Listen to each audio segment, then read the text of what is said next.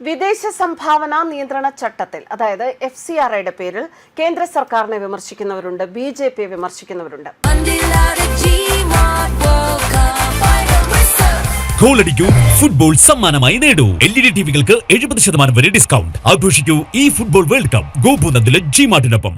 എന്തായാലും കേന്ദ്ര സർക്കാർ കൊണ്ടുവന്ന പുതിയ ഭേദഗതിയിലെ വ്യവസ്ഥകളിൽ ഏറ്റവും കൂടുതൽ ആശങ്കപ്പെട്ടിരിക്കുന്ന ഒരു പാർലമെന്റേറിയനെ നമ്മൾ കണ്ടു, ജോൺ ബ്രിട്ടാസ് MP. എന്തിനാണ് ബ്രിട്ടാസിന് ഇത്ര ആശങ്ക എന്ന് പലരും ചോദിക്കുന്നുണ്ട്. അത് അദ്ദേഹത്തിന് കാര്യം അറിയാത്തത് കൊണ്ടാണ് എന്ന് തന്നെ അവർ മറുപടിയും നൽകുന്നു. എന്നാൽ ബ്രിട്ടാസിനും വായിച്ച് മനസ്സിലാക്കാം കേട്ടോ. അത്തരത്തിലൊരു കുറിപ്പ് ഇപ്പോൾ സമൂഹ മാധ്യമങ്ങളിൽ പ്രചരിക്കുന്നുണ്ട്. ബ്രിട്ടാസിന് മാത്രമല്ല, FCRA പേരിൽ BJPയും കേന്ദ്രത്തെയും വിമർശിക്കുന്നവർക്കൊക്കെ ഒന്ന് വായിച്ചു മനസ്സിലാക്കാൻ വളരെ നല്ലതാണ് ഈ കുറിപ്പ്. മര്യാദയ്ക്ക് പ്രവർത്തിക്കുന്ന NGOകൾക്ക് FCRA ഒരു പ്രശ്നമാണോ? ഒരു പ്രശ്നമേ അല്ല. കണക്ക് കൊടുത്താൽ തീരുന്ന കാര്യമേ ഉള്ളൂ. പാവങ്ങളെ സഹായിക്കൽ എന്ന പേരിൽ സ്വന്തം കീശ വീർപ്പിക്കുന്ന ആ ഏർപ്പാട് അത് നടക്കില്ല. അതിന്റെ അസ്വസ്ഥതയാണ് ഇപ്പോൾ പുറത്തു വരുന്നത്. ഈ വാചകം ഈ കുറിപ്പിലെ ഹൈലൈറ്റ് ആണ്. അതുകൊണ്ട് തന്നെയാണ് ആ കുറിപ്പിലെ ആ ഹൈലൈറ്റിൽ നിന്ന് തുടങ്ങാം എന്ന് വിചാരിച്ചത്. കുറിപ്പ് വായിക്കാം. ഇവിടെ പട്ടിണിയാണ്, ദാരിദ്ര്യമാണ് എന്നൊക്കെ അന്യരാജ്യങ്ങളിൽ പ്രചരിപ്പിച്ച് പണം തട്ടി റിയൽ എസ്റ്റേറ്റ് ബിസിനസ് നടത്തി തിന്നുകൊടുക്കുകയും ദേശദ്രോഹ പ്രവർത്തനം നടത്തുകയും ചെയ്യുന്നത് ഇനി നടക്കില്ല. FCRA ഭേദഗതി ആവശ്യമാണ്.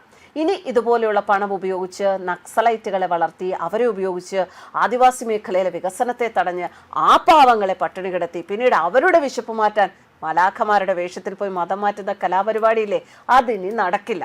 ഈ രാജ്യത്തെ വിഭവശേഷി കൊണ്ടുള്ള വിദ്യാഭ്യാസ, ആതുര സേവന, ജീവകാരുണ്യ പ്രവർത്തനങ്ങൾ മതി എന്നും ഈ കുറിപ്പിൽ പറയുന്നുണ്ട്. ഡോക്ടർ ആശ ഉല്ലാസ് എഴുതിയതാണ് ഈ കുറിപ്പ്. എന്തായാലും അവരുടേതായ ആ വാചകത്തിലൂടെ നമുക്ക് പോകാം.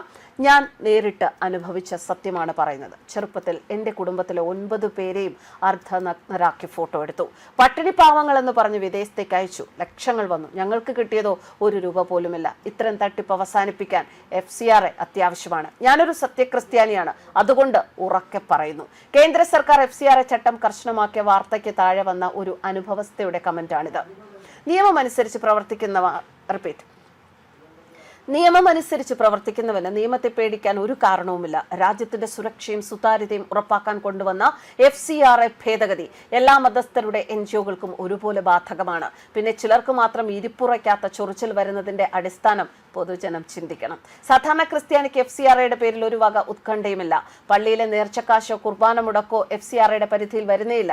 പിന്നെ ആശങ്ക ആർക്കാണ്? വിദേശത്ത് നിന്ന് കോടികൾ വാങ്ങി വിതരണം ചെയ്യുന്ന ചില സ്ഥാപനങ്ങൾക്കും അവരുടെ നേതൃത്വത്തിനും. അത് അവരുടെ പ്രശ്നമാണ്, വിശ്വാസി സമൂഹത്തിന്റെ പ്രശ്നമല്ല.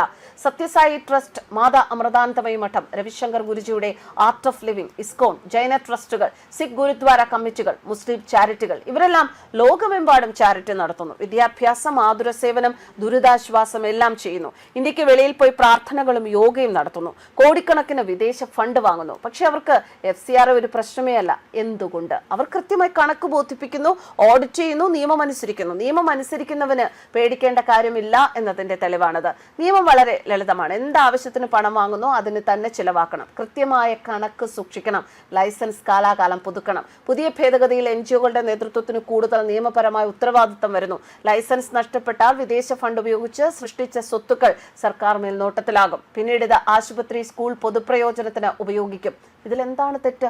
ഛത്തീസ്ഗഡിൽ കന്യാസ്ത്രീകളോട് മോശമായി പെരുമാറിയെന്ന ആരോപണം കേട്ടപ്പോൾ ജോൺ ബ്രിട്ടാസും സംഘവും പാഞ്ഞുപോയി. പക്ഷെ അതേ ഛത്തീസ്ഗഡിൽ മലയാളി വൈദികരായ വർഗീസ് ചാക്കോ, അജിത് മത്തായി എന്നിവരെ ED അറസ്റ്റ് ചെയ്തുവെന്ന റിപ്പോർട്ട് വന്നപ്പോൾ ആരും തിരിഞ്ഞു നോക്കിയില്ല. എന്തുകൊണ്ട്? ആരോപിക്കപ്പെട്ട കുറ്റം നക്സൽ പ്രദേശമായ ബസ്തറിലെ ATMൽ നിന്ന് 6.4 കോടി രൂപ പിൻവലിച്ച് മാവോയിസ്റ്റുകൾക്ക് എത്തിച്ചു കൊടുത്തു എന്നതാണ്. ഇത് ഒറ്റപ്പെട്ട സംഭവമല്ല എന്നാണ് അന്വേഷണ ഏജൻസികൾ പറയുന്നത്. 6 പേരാണ് ഈ കേസിൽ പ്രതികളായി റിപ്പോർട്ട് ചെയ്യപ്പെട്ടത്. വർഗീസ് ചാക്കോ, അജിത് മത്തായ്, അമേരിക്കക്കാരൻ മിക്ക മാർക്ക്, അസംകാരൻ ബബ്ലു കുർമി, മൈസൂർക്കാരൻ സുപ്രീം ജോയ് എന്നിവർ. ഇവരെല്ലാം തിമോത്തി ഇനിഷ്യേറ്റീവ് എന്ന സംഘടനയുടെ പ്രവർത്തകരാണ് എന്നാണ് ആരോപണം. അമേരിക്കയിലെ ട്രൂയിസ്റ്റ് ബാങ്കിന്റെ 24 ഡെബിറ്റ് കാർഡുകൾ ഉപയോഗിച്ച് ഇന്ത്യയിലെ ATMകളിൽ നിന്ന് 92.55 കോടി രൂപ പിൻവലിച്ചു എന്നും റിപ്പോർട്ടുകളുണ്ട്. രാജ്യദ്രോഹപരമായ പ്രവർത്തനമായതുകൊണ്ട് UAPA ചുമത്തിയെന്നാണ് അധികൃതർ പറയുന്നത്. മാവോവാദികൾക്കും മണിപ്പൂരിലെ വിഘടനവാദികൾക്കും ആന്ധ്ര, ഒറീസ എന്നിവിടങ്ങളിലെ നക്സലേറ്റുകൾക്കും പണം പോകുന്നത് ഇത്തരം NGOകളിൽ നിന്നാണ് എന്ന ആരോപണം ശക്തമാണ്. FCRA നേരത്തെ കൊണ്ടുവന്ന് ഇവരെ പൂട്ടാൻ ഒരു ശക്തമായ ഗവൺമെന്റ് നേരത്തെ ഇല്ലാതെ പോയി എന്നതാണ് വാസ്തവം. American state secretary Marco Rubio India സന്ദർശിക്കുന്ന പശ്ചാത്തലത്തിൽ FCRA ഭേദഗതി മുന്നോട്ട് വെച്ചത് ശ്രദ്ധേയമാണ്. അമേരിക്കൻ ഫണ്ടുകളുടെ സഹായത്തോടെ ഇന്ത്യയിൽ പ്രവർത്തിക്കുന്ന ചില NGO-കൾക്കെതിരായ നടപടികൾ അവസാനിപ്പിക്കണമെന്ന് അമേരിക്കൻ നേതാക്കൾ സമ്മർദ്ദം ചെലുത്തിയിരുന്നു എന്ന റിപ്പോർട്ടുകളുണ്ട്. എന്നാൽ ന്യൂഡൽഹി നൽകുന്ന സന്ദേശം വ്യക്തമാണ്. ആഗോള സുരക്ഷയിൽ ചേർന്ന് പ്രവർത്തിക്കാം, പക്ഷേ ഇന്ത്യയിലെ മതപരമായ കാര്യങ്ങളും NGO ഫണ്ടിങ്ങും ഇന്ത്യയുടെ പരമാധികാര പരിധിയിലുള്ള ആഭ്യന്തര കാര്യങ്ങളാണ്. പുറം ശക്തികളുടെ ഇടപെടൽ അംഗീകരിക്കില്ല. മര്യാദയ്ക്ക് പ്രവർത്തിക്കുന്ന NGO-കൾക്ക് FCR ഒരു പ്രശ്നമേല. കണക്ക് കൊടുത്താൽ തീരുന്ന കാര്യമേ ഉള്ളൂ. പാവങ്ങളെ സഹായിക്കൽ എന്ന പേരിൽ സ്വന്തം കീശ വീർപ്പിക്കുന്ന ഏർപ്പാട് ഇനി നടക്കില്ല. അതിന്റെ അസ്വസ്ഥതയാണ് ഇപ്പോൾ ബ്രിട്ടാസിലൂടെയും മറ്റുമൊക്കെ പുറത്തുവരുന്നത്. പണിയെടുത്ത് ജീവിക്കാൻ മടിയുള്ളവർക്കാണ് നിയമം പേടി. ഒരു രാജ്യത്തേക്ക് വിദേശത്തുനിന്ന് കണക്കില്ലാതെ പണമൊഴുകി എന്തും ചെയ്യാമെന്ന കാലം കഴിഞ്ഞു. രാജ്യ സുരക്ഷയ്ക്കും സുസ്ഥിരതയ്ക്കും FCR ഭേദഗതി അത്യന്താപേക്ഷിതമാണ്. ഇത് നടപ്പാക്കുക തന്നെ വേണം. പ്രാർത്ഥന കൊണ്ടോ കൂട്ടനിലവിളി കൊണ്ടോ പ്രാക്കുകൊണ്ടോ നിയമം മാറില്ല.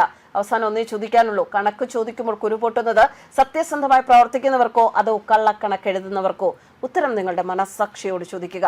നിയമം അനുസരിക്കുന്നവന് പേടിക്കേണ്ട, നിയമം ലംഘിക്കുന്നവൻ പേടിച്ചേ മതിയാകൂ. അനുച്ഛേദം 25 ഉറപ്പു നൽകുന്ന മതസ്വാതന്ത്ര്യത്തെ ഭേദഗതി ഹനിക്കും എന്നാണ് ബ്രിട്ടാസിന്റെ ഭയം. ന്യൂസ് ഡെസ്ക് കർമ്മ.